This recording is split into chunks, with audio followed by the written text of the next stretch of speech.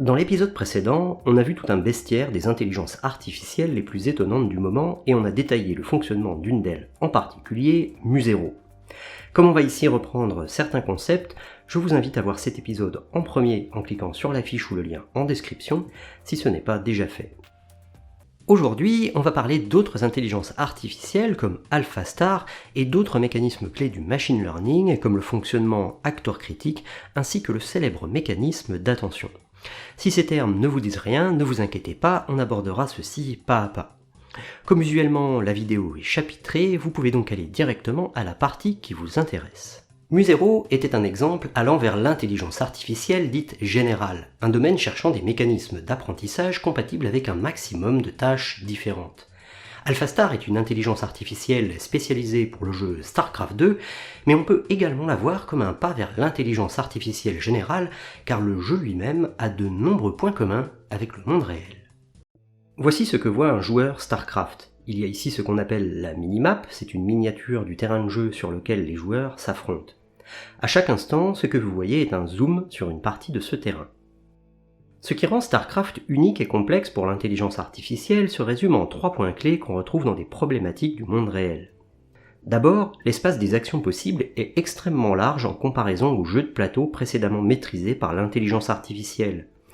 Vous pouvez faire des actions environ n'importe quand et environ n'importe où sur une carte, ce qui rend cet espace d'action possible quasi infini et quasi continu.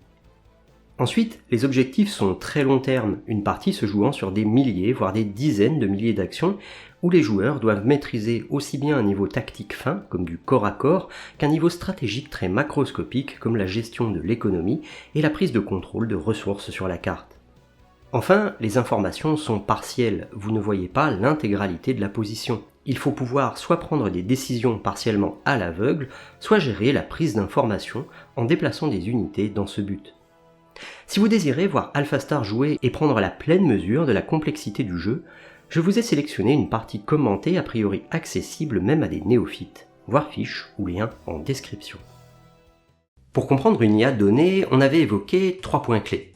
L'architecture globale ou algorithmique de notre IA, en identifiant le rôle de chaque partie et lesquels sont réglables, c'est-à-dire capables d'apprentissage. La procédure d'entraînement, c'est-à-dire toute l'automatisation qui va régler ces parties capables d'apprentissage, et enfin ce qu'on avait appelé l'architecture interne de ces parties, qu'on peut voir comme une forme de pré-câblage du réseau de neurones dans le but d'aider l'apprentissage. Il s'agit de spécifier entre quelles informations on veut faciliter l'émergence de calculs et entre quelles autres on préfère des traitements séparés. Musero nous avait permis d'illustrer les 2 premiers points en fournissant un exemple d'architecture globale et de procédure d'entraînement. On va suivre la même logique pour analyser AlphaStar qui, on va le voir, est idéal pour illustrer le point qu'on avait laissé de côté pour le moment, l'architecture interne. Sur ce schéma illustrant les interactions entre notre intelligence artificielle et l'univers du jeu, AlphaStar se trouve ici. Notre IA ne voit pas le terrain uniquement sous la forme d'une image, les informations du jeu lui sont fournies d'une manière plus structurée. Elle dispose de la liste de ses propres unités indiquant leur type, leur position, leur point de vie et d'autres attributs. AlphaStar a accès aussi bien à la liste de ses unités sur le zoom courant qu'en dehors de celui-ci. On lui fournit de la même manière la liste détaillée des unités adverses, mais uniquement celles sur l'écran courant. L'intelligence artificielle a également accès à la minimap, ce qui lui donne, comme pour n'importe quel joueur, les derniers emplacements connus des bâtiments ennemis, la topologie du terrain de jeu et l'emplacement des différentes ressources. Enfin, AlphaStar a bien sûr également accès aux paramètres dits scalaires du jeu, comme ses capitaux dans les différentes ressources. En sortie, l'IA doit produire des actions de nature assez riche. Il s'agit de définir quoi faire, avec qui, sur quelle cible, sachant qu'une cible peut aussi bien être une unité, ami ou ennemi, qu'un emplacement sur la carte. Par exemple, donner l'ordre à un robot de construire un bâtiment donné à un endroit précis. Pour la partie architecture globale, AlphaStar est pour le coup beaucoup plus simple que Musero. C'est un de ces cas où l'IA est intégralement un réseau de neurones. On va zoomer sur celui-ci pour en voir l'architecture interne. On reconnaît les informations qui lui sont fournies en entrée ici, la liste des unités amis et ennemis dans le champ de vision, ainsi que leurs attributs, la minimap qui montre le terrain de jeu dans l'état connu pour le joueur, et les paramètres scalaires comme les capitaux en différentes ressources. Toute cette partie à l'autre bout représente la sortie du réseau. C'est donc une description de l'action à faire. Ici, le réseau indique le type d'action, ici, quand la faire. Cette partie donne des priorités entre les actions et peut décider d'en oublier certaines, principalement pour rester dans les contraintes garantissant des vitesses d'action humaines équitables contre un joueur humain. Et enfin, ces sorties spécifient avec quelles unités et sur quelles unités ou emplacements ciblés faire l'action choisie.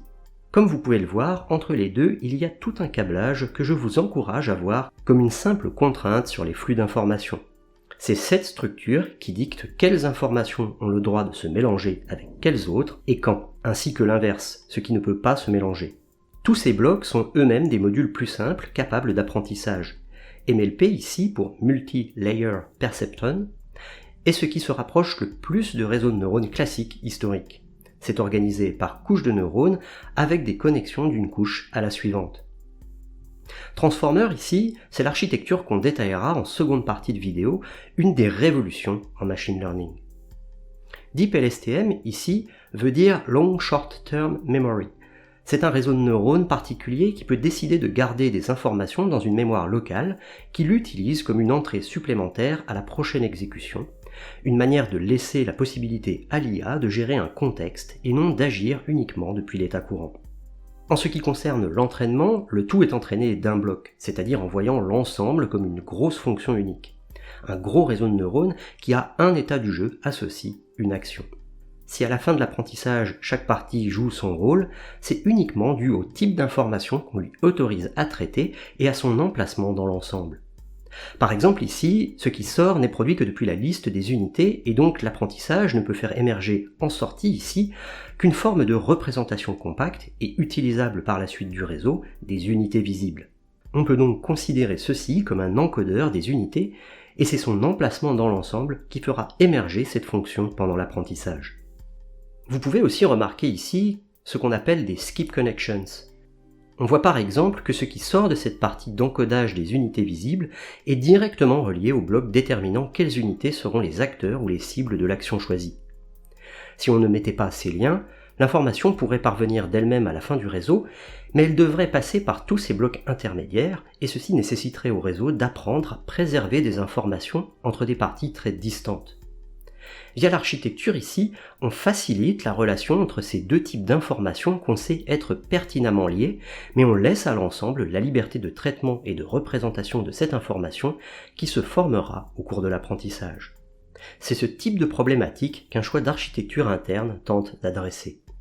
En haut à gauche, il y a une dernière sortie du réseau qui n'est pas utilisée par AlphaStar lorsqu'il joue, c'est l'évaluation de la position courante, sa probabilité estimée de gagner, l'équivalent de la fonction value de mu0.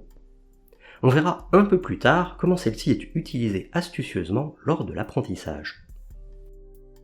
En résumé, l'objectif de ce troisième point d'architecture interne est de faciliter l'émergence des bons calculs pendant la phase d'apprentissage. Il s'agit de rendre disponibles les données qui sont susceptibles d'avoir un intérêt à être croisées entre elles et de séparer ce qui doit l'être. Une des plus grandes révolutions de ces dernières années dans le domaine du machine learning est le mécanisme d'attention qui est une innovation sur ce point d'architecture interne. On va en détailler le mécanisme un peu plus tard. Pour le moment, on va rester sur AlphaStar car elle va nous donner un exemple d'une autre manière d'aborder l'apprentissage que celle qu'on avait détaillée avec mu0. mu0 avait une partie algorithmique, un parcours arborescent faisant de nombreux appels à ces réseaux de neurones internes. Plus elle consacrait de temps dans ce parcours arborescent, plus sa décision était de qualité. Toute l'astuce dans mu0 était d'utiliser le produit de cette réflexion consolidée comme objectif d'apprentissage pour ce qu'on avait baptisé l'instinct de notre IA. L'apprentissage avait pour but de faire correspondre cet instinct à la décision finale après calcul. AlphaStar ne peut rien faire de tout cela. Lorsqu'on veut qu'un agent AlphaStar joue, on lui donne la position courante et on prend l'action qu'il fournit en sortie. C'est monolithique. AlphaStar ne peut pas améliorer ce qu'il va faire en réfléchissant plus longtemps. Il réfléchit uniquement le temps nécessaire pour passer une fois dans son gros réseau de neurones, produit une action et ne peut rien produire de mieux même avec 100 fois la puissance de calcul. Mais du coup ça soulève des questions pour la partie apprentissage. Comme AlphaStar ne peut rien produire de mieux que ce que son réseau de neurones produit, comment utiliser des parties contre lui-même pour faire progresser ce réseau de neurones ? Et c'est là que va intervenir la partie value qu'on avait laissée de côté dans un mécanisme d'apprentissage qu'on appelle acteur critique. Ce mécanisme va nous permettre d'entraîner la partie instinct, la policy qui dicte l'action à faire, sans avoir à l'avance d'exemples de meilleur instinct, ni avoir besoin d'en générer.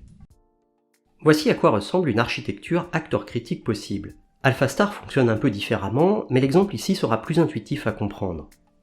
Ici se trouvent les données représentant la position courante du jeu. Cette partie, l'acteur, doit produire l'action à faire, c'est ce qu'on avait appelé la policy. Pour faire jouer un agent acteur critique, seule cette partie importe car il suffit à dire quoi faire dans une position donnée. L'autre partie, qu'on appelle le critique, va être utile pendant la phase d'apprentissage, elle doit estimer à quel point l'action produite par l'acteur est bonne pour la position courante. Pour entraîner la partie critique, c'est assez simple et similaire à précédemment. On va faire en sorte de faire coïncider ce que le critique produit avec l'issue réelle de la partie. On réalise donc l'apprentissage sur des parties finies. Comme on l'a déjà vu, on va donc définir une fonction de perte qui représente l'écart entre l'issue réelle et l'issue estimée par le critique, et dont on va utiliser le gradient pour régler les paramètres du critique et diminuer cette perte. L'estimation du critique sera ainsi plus proche de l'issue réelle. Mais comment entraîner l'acteur ? Eh bien ici, il va y avoir une différence fondamentale. On pourrait réfléchir avec une fonction de perte si on avait des exemples de ce qu'il peut faire de mieux que ce qu'il fait.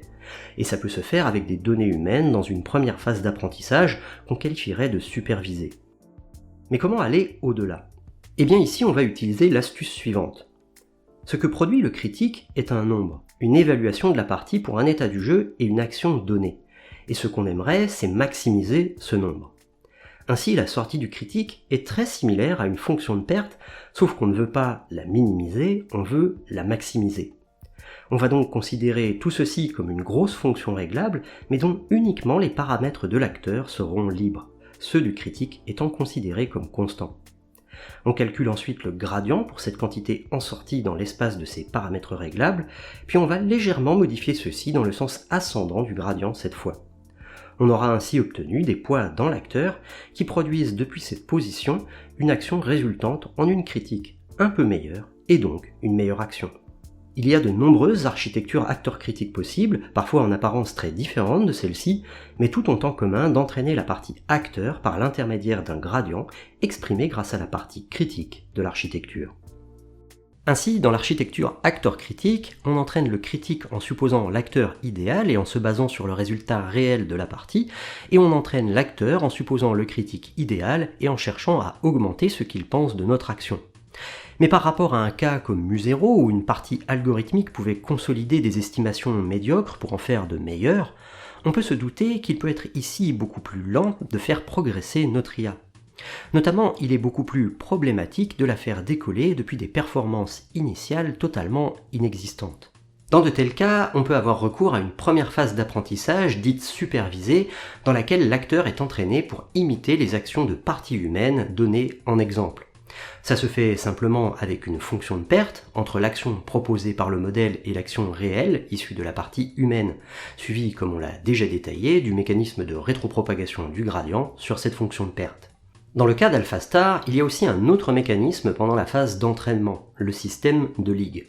On n'entraîne pas un seul agent contre lui-même, mais toute une population d'agents, des versions différentes de l'IA, composées en pratique de 3 groupes. Les agents principaux, qui sont entraînés pour être bons contre tous les agents historiques et contre eux-mêmes. Un premier groupe d'agents dit d'exploitation, qui ne s'entraîne que contre les agents principaux, et un second groupe d'agents d'exploitation qui s'entraînent contre tous les agents historiques, mais pas entre eux. L'objectif de ce système est de garantir une diversité des stratégies, donc un apprentissage plus général, ainsi que la robustesse des agents principaux. On peut faire un petit récapitulatif de nos 2 exemples d'IA. Pour l'architecture globale, on a vu que mu0 était assez riche, c'est un algorithme de parcours arborescent, MCTS en l'occurrence, déléguant 4 sous-fonctions à des réseaux de neurones. Côté AlphaStar, cet aspect est quasi inexistant, ou plutôt est réduit à appeler en boucle son gros réseau de neurones. Pour l'apprentissage, mu0 pouvait consolider ses estimations grâce à MCTS et générer ainsi de meilleures données pour son entraînement futur. AlphaStar, lui, se base sur une initialisation supervisée en imitant des parties humaines, puis sur un renforcement contre lui-même via son système de ligue et un mécanisme acteur critique.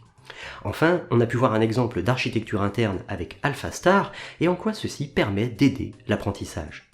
Pour chaque nouvelle IA de l'actualité, je vous invite à tenter d'identifier dans la ou lesquels de nos 3 points clés se trouve l'innovation.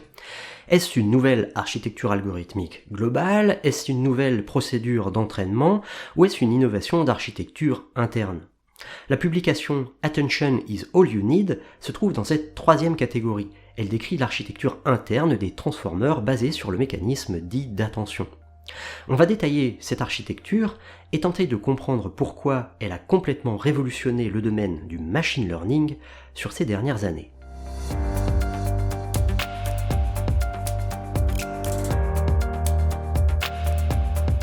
Commençons par donner un exemple de cadre dans lequel on pourrait utiliser cette fameuse architecture de transformer. On peut imaginer une tâche de traduction où notre intelligence artificielle reçoit une phrase en entrée et doit donc fournir la traduction dans une autre langue.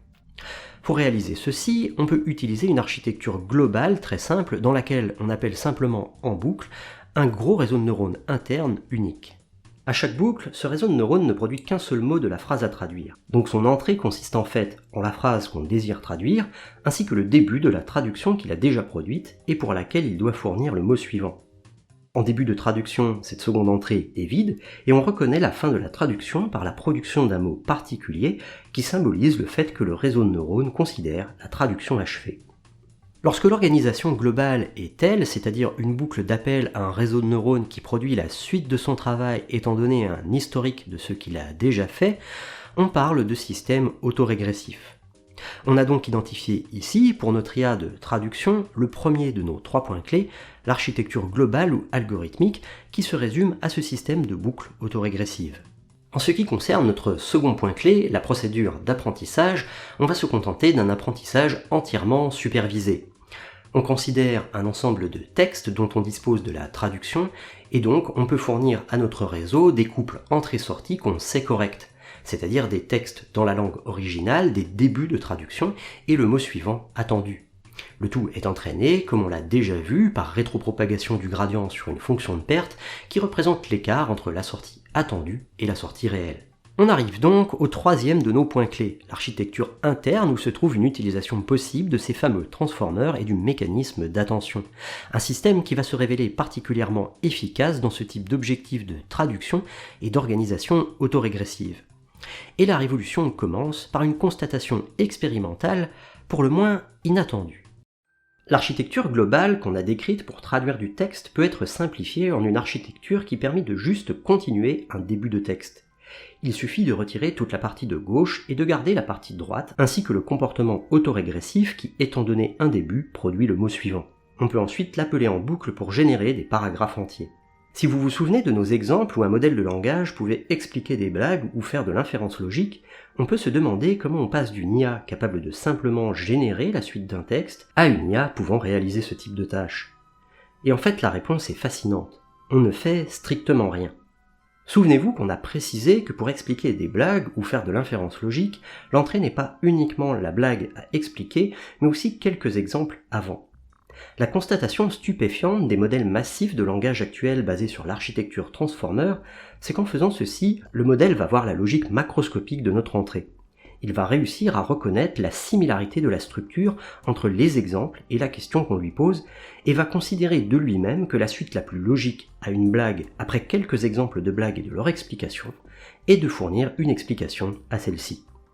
Ainsi, du point de vue de notre IA, lorsqu'elle explique une blague, elle ne fait que compléter un texte formé par les exemples suivis de la blague à expliquer. Et c'est ça le résultat expérimental inattendu, l'émergence de comportements complexes comme de l'inférence logique, des capacités d'arithmétique ou la faculté de construire des résumés de texte, tout ceci depuis uniquement l'apprentissage d'une simple tâche de complétion.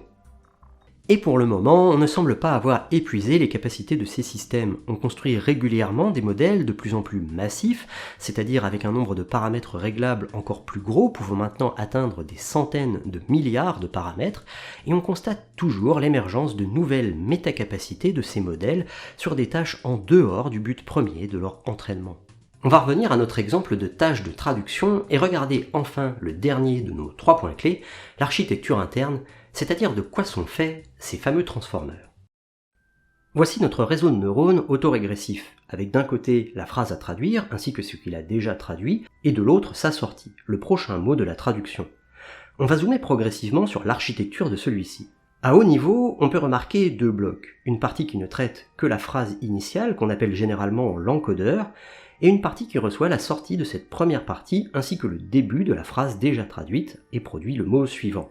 On parle généralement de décodeur. Si on zoome davantage, on a la structure suivante. L'encodeur et le décodeur sont composés de blocs répétés, c'est-à-dire que le pré-câblage de ces blocs violets avant l'apprentissage est le même, mais ils sont libres pendant l'apprentissage de faire émerger des traitements différents. Côté encodeur, les blocs sont simplement enchaînés, et le produit de tout l'encodeur sert d'entrée à chacun des blocs du décodeur, en plus d'un chaînage similaire. C'est dans ces blocs répétés, côté décodeur et encodeur, qu'on va trouver la fameuse architecture d'attention. Zoomons sur l'un d'eux. On remarque N entrées et N sorties. Pour le premier bloc, côté encodeur, les N entrées correspondent aux mots de la phrase à traduire. Pour les autres blocs, une bonne façon d'interpréter ces entrées-sorties est de les considérer comme des concepts intermédiaires dans la tête de notre IA. À l'intérieur de notre bloc, on reconnaît deux parties capables d'apprentissage. La partie attention elle-même, qui prend N entrées et fournit N sorties, et une partie qui va ensuite transformer indépendamment chacune de ces N entrées selon une fonction commune. Tous les blocs en vert ici correspondent à la même fonction, au même traitement. L'objectif de la partie attention va être de transformer chacun des concepts entrants dans le bloc par une association de plusieurs de ces concepts. Prenons par exemple la phrase suivante. Bob trace une forme à trois côtés. Ce qu'on aimerait, c'est que la couche d'attention identifie le lien entre les mots une forme à trois côtés et les regroupe dans un concept commun à sa sortie. Les blocs de la couche suivante ont pour but de permettre au réseau d'abstraire davantage cette union. Par exemple ici, en la transformant en une information représentant un concept plus macroscopique, comme un triangle. Si en pratique, pendant l'apprentissage, ce regroupement des concepts liés est effectivement ce qui se produit, c'est essentiellement, comme on va le voir, parce que l'architecture interne de la couche d'attention ne fournit en fait pas trop le choix à ce qui peut se produire. Reprenons notre schéma et zoomons sur la partie attention. Elle utilise trois fonctions réglables usuellement appelées query, key et value qui vont être appliquées sur les concepts en entrée. Donc chaque concept en entrée est transformé en trois quantités par l'application sur lui de ces trois fonctions. L'utilisation de ces quantités va être imposée par l'architecture pour transformer chaque concept en une combinaison des autres. On va prendre le deuxième mot en exemple. On utilise sa valeur query ainsi que les valeurs key de tous les autres mots pour construire des coefficients selon une opération imposée, puis à l'issue de la couche d'attention, toujours de manière imposée, notre deuxième mot sera remplacé par une combinaison des values de tous les concepts pondérés de ces coefficients. Vous pouvez donc interpréter ces quantités value comme homogènes à des concepts et ce mécanisme comme une manière d'exprimer des associations. Chaque concept est remplacé par une combinaison inhomogène de tous les autres, et ce qu'on souhaite, c'est bien sûr qu'entre les mots sans rapport, les coefficients soient très faibles. En résumé, une couche d'attention, c'est trois fonctions réglables qui vont être appliquées sur chaque concept et utilisées dans un cadre qui force le remplacement de ces concepts par des combinaisons de tous. Comme ce sont les mêmes trois fonctions qui sont appliquées sur chacun des concepts en entrée de notre couche d'attention, le traitement fait par cette couche est symétrique. La position des concepts en entrée n'intervient pas. Ça peut sembler étonnant, car si on prend les phrases Alice offre un cadeau à Bob et Bob offre un cadeau à Alice, elles ne veulent évidemment pas dire la même chose, l'ordre des mots importe. Pour résoudre ce problème, on va en fait considérer la position des mots comme faisant partie de la donnée elle-même. C'est-à-dire que la première couche d'attention ne reçoit pas un concept qui veut dire cadeau, mais plutôt cadeau en quatrième position. Ainsi, chaque bloc dans une architecture transformer force d'abord un brassage horizontal des concepts entre eux, puis un brassage interne des informations au sein de chaque concept, ce qui permet de faire comme dans notre exemple, où des termes sémantiquement liés sont regroupés puis abstraits. Et d'un bloc au suivant, les concepts peuvent devenir de plus en plus macroscopiques et structurés. Les premières couches peuvent par exemple traiter des concepts comme on a déjà vu en regroupant quelques mots comme une forme à trois côtés pour les abstraire en un concept de triangle, et les dernières couches peuvent avoir identifié tout un paragraphe et sa fonction de conclusion dans un article. Les transformers ne peuvent pas s'adapter dynamiquement à une entrée plus grande que celle qu'ils savent traiter. On va simplement les entraîner sur une fenêtre suffisamment grande. C'est-à-dire que nos blocs élémentaires peuvent être des centaines, voire des milliers de mots de large. C'est à la fois une force, car ça permet de maintenir une cohérence sur des fenêtres très larges, et une faiblesse, car ça empêche le modèle de généraliser au-delà. En résumé, l'organisation des transformers est une contrainte structurelle forte qui nous assure que si ça marche, ça ne peut pas trop marcher autrement qu'avec une organisation correctement structurée des concepts internes. On a donc une bonne raison de savoir interpréter ce qui se passe dans le réseau si ça marche, mais ça ne nous dit pas encore pourquoi ça marche au point d'avoir révolutionné le domaine. On peut citer entre autres 3 raisons. Une première raison, c'est qu'une couche d'attention est une manière économique d'avoir toutes les informations connectées avec toutes les autres de manière symétrique. Il n'y a pas de contrainte de distance entre les informations dans le réseau. Si on fournit au réseau de neurones un très long paragraphe, il est tout aussi simple de relier l'information entre le premier et le dernier mot qu'entre 2 mots consécutifs. Une couche d'attention est donc un croisement d'informations qui est à la fois complet et économique en nombre de paramètres à régler au cours de l'apprentissage. Une autre raison de l'efficacité de cette architecture est le fait que la position d'une donnée fasse partie de la donnée elle-même, de sa valeur, et non de son emplacement dans le réseau de neurones. C'est un avantage car ça permet de faire plus facilement des calculs qui font intervenir ou modifient ces informations de position. Si l'emplacement d'un concept dans le réseau importait, il faudrait que l'apprentissage puisse faire émerger une sorte d'aiguillage physique et conditionnel de l'information. Alors qu'avec la position dans l'information elle-même, on peut traiter cette position par une fonction, et la déterminer facilement sans avoir à regarder tout le réseau pour savoir où on est. Cette flexibilité donne aussi une manière de faire évoluer l'interprétation de ces données positionnelles. Au début, elles peuvent n'indiquer que la position du mot dans la phrase, et entre les couches les plus macroscopiques, elles peuvent indiquer des relations plus évoluées, comme par exemple le fait qu'un concept soit la cause logique d'un autre concept. Enfin, il y a aussi une raison technique à la performance des transformers. L'architecture autorise à réaliser beaucoup de calculs en parallèle, c'est-à-dire indépendamment les uns des autres. Par exemple, on peut traiter séparément chaque concept par les sous-réseaux query, key et value. Et on peut aussi ensuite les faire passer indépendamment dans le feed-forward qui suit. Ceci offre une très forte possibilité de parallélisme, ce qui est particulièrement adapté au fonctionnement des cartes graphiques, qui sont la base technique du machine learning. L'architecture des transformers n'est pas spécifique au langage ni même aux données sous forme de séquences. Il est parfaitement possible de découper une image en blocs et de considérer chacun comme on l'a fait avec les mots d'une phrase. L'architecture peut construire avec la même efficacité que dans le cas du langage des associations entre morceaux d'images de plus en plus macroscopiques et dans un sens les comprendre à un niveau impensable il y a à peine quelques années. Vous pouvez le constater ici avec cette conversation entre une IA et un humain à partir d'images choisies. Le domaine du machine learning évolue tellement vite que pendant l'écriture de ce script, les transformers ont franchi un nouveau cap vers l'intelligence artificielle générale. DeepMind a sorti Gato, une IA générale entraînée sur plus de 600 tâches différentes, comme de la description d'images, des jeux sur Atari, la discussion en langage naturel ou le pilotage de bras robotisés. Jusqu'à maintenant, les IA dites générales étaient surtout des procédures d'entraînement générales. En choisissant une tâche, on pouvait entraîner un agent à être bon dans cette tâche sans adapter la procédure d'apprentissage. Mais l'agent résultant ne pouvait faire que ce pour quoi il avait été entraîné.